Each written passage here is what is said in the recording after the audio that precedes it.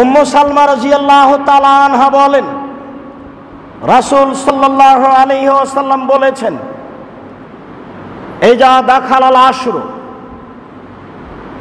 ওয়া আরাদা বাযুকুম ইজাহিয়া, যখন যুলহিজ্জা মাসের প্রথম 10 দিন চলে আসবে আর তোমাদের কোনো ব্যক্তি কুরবানি করার ইচ্ছা পোষণ করবে, ফালা ইয়াখুযান্না শারান ওয়ালা ইয়াকলামান্না জফরান, সে যেন অবশ্যই চুল না কাটে, সেজন্য অবশ্যই নখ না কাটে। তাহলে যুলহিজ্জা মাসের চন্দ্র উঠার পূর্বেই চুলের ব্যাপারে, নখের ব্যাপারে প্রস্তুতি নিতে হবে। হাদিসের বিবরণে বোঝা যায় যে ব্যক্তি কুরবানি করবে, যেহেতু মালিক কুরবানি করে নিজের পক্ষ থেকে, পরিবারের পক্ষ থেকে, তখন সবাই নেকি পেয়ে যায়। যদিও হাদিসের ভাষায় বোঝা যাচ্ছে যে শুধু কুরবানি দাতা নখ কাটবে না, চুল কাটবে না, তবে অধীনস্থ ছেলে মেয়ে, আহাল পরিবার বিরত থাকাই উত্তম, ভালো হবে। আমরা সহিহ হাদিসের ভিত্তিতে সবাই নেকি পেয়ে যাবে এই কথা বলতে পারি না, তবে কুরবানি সবার পক্ষ থেকে হবে এ হাদিস সহিহ। মর্মে যিনি কুরবানি দিবেন তিনি তো জরুরিভাবে নখ কাটবেন না, চুল কাটবেন না, আগেই কেটে নেবেন। আহাল পরিবার ছেলে মেয়ের না কাটাই ভালো হবে। সম্মানিত দিনী ভাই বোন, যারা কুরবানি করবেন তারা এই দিনগুলিতে চুল নখ কাটবেন না, বা শরীরের কোনো অংশ, চামড়া বা কিছু প্রয়োজনে কাটবেন না। নবী করিম সাল্লাল্লাহু আলাইহি ওয়াসাল্লাম নিষেধ করেছেন।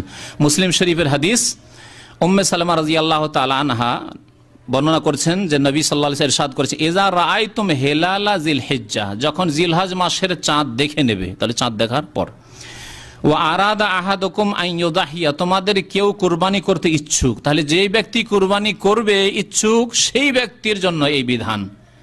তার অধীনস্থ স্ত্রী রয়েছে, ছেলে মেয়ে রয়েছে, তাদের জন্য না। আমাদের মানুষের কিন্তু সবার জন্য।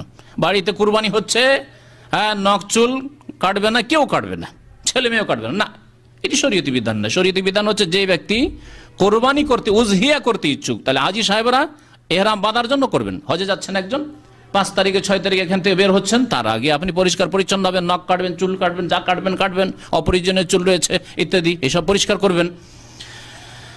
তো কোরবানি যারা করবে তারা ফালইউমসিক আন শারিহি ওয়া আজফারিহি, দুটি কথা বলেছেন, সেই ব্যক্তি যেন চুল না কাটে আর নখ না কাটে।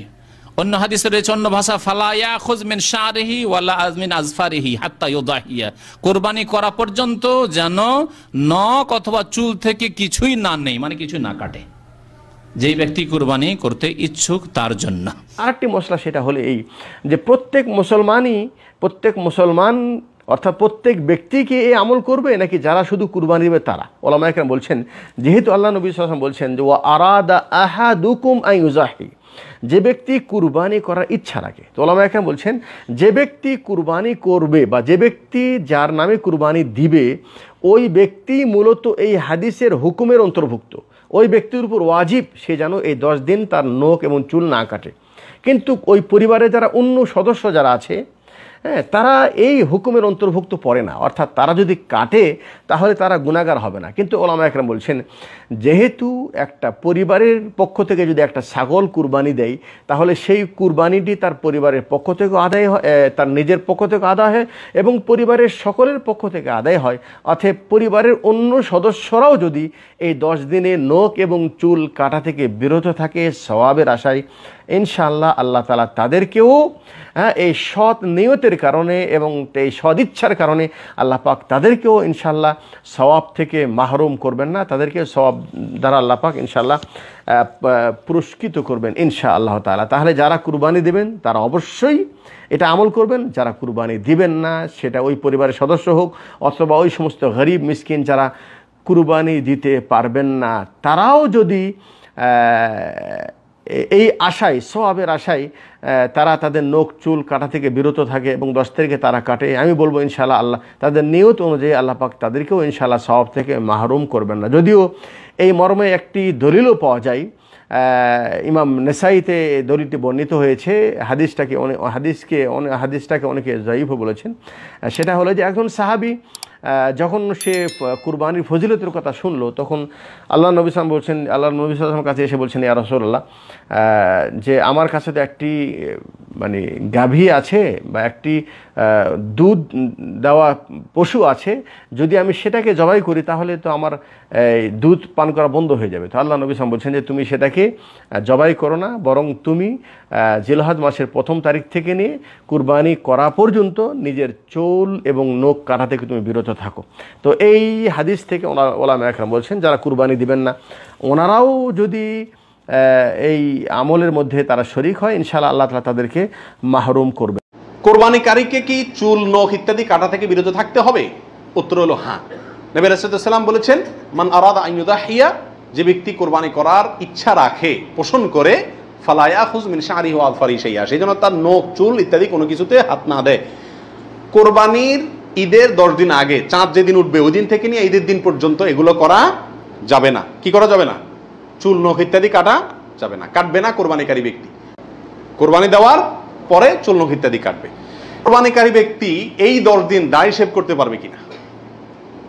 জটিল একটা প্রশ্ন। কোরবানি করবেন, বাকাওয়াতি করবেন, খুব ভালো কথা, জায়গায় এসে ধরা গেছেন, দাড়ি শেভ করতে পারবেন কিনা? উত্তর হলো না। দাড়ি তো কোরবানি করলেও শেভ করা যাবে না, না করলেও শেভ করা যাবে, এটা তো সর্বাবস্থায় চাঁচা হারাম। সেক্ষেত্রে কোরবানির এই সিজনগুলোতে এসে গুরুত্বটা আরো বাড়ে। একে তো এমনি হারাম, আবার কোরবানি করছেন সেজন্য নবী সাল্লাল্লাহু আলাইহি ওয়াসাল্লাম বলছেন আপনি যেন না ধরেন, এগুলোতে হাত না দেন। তাহলে কোরবানি করার যদি ইচ্ছা থাকে, আল্লাহকে সন্তুষ্ট করতে আসলেই মনে চান, তাহলে এই 10 দিন দাঁড়িয়ে কি করতে পারবেন না? শেভ দিতে পারবেন না। খোঁচা খোঁচা দাঁড়ি নিয়ে কি করতে হবে? মসজিদে যেতে হবে। কোরবানি দেওয়া শেষ, এবার কি করতে পারবেন? দাঁড়িয়ে শেভ করতে পারবেন না, তাও যাবে না। আল্লাহ আমাদের বোঝার তৌফিক দান করুন।